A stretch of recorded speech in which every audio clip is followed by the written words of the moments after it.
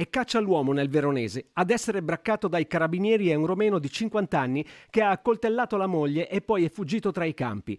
L'aggressione è avvenuta a Palù alle 4:30 di stamattina, in seguito a una lite, poi degenerata, tra i due coniugi nella loro abitazione. La donna è stata colpita in diverse parti del corpo con un coltello da cucina ed è grave all'ospedale di Borgo Trento, mentre il compagno, dopo averla colpita, è fuggito tra i campi con pigiama e ciabatte e armato di un coltello.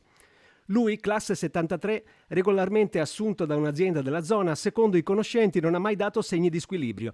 I coniugi, entrambi originali dello stesso paese, abitavano nel comune veronese da circa 20 anni con la figlia che è riuscita a scappare fuori di casa e dare l'allarme rifugiandosi dai vicini poco prima delle 5. La ragazzina è adesso protetta dai vicini di casa, anch'essi rumeni, che hanno allertato le forze dell'ordine e i soccorsi. L'area è presidiata dai carabinieri che lo stanno cercando con una quindicina di pattuglie e perlustrano il territorio palmo a palmo anche con l'aiuto di un elicottero.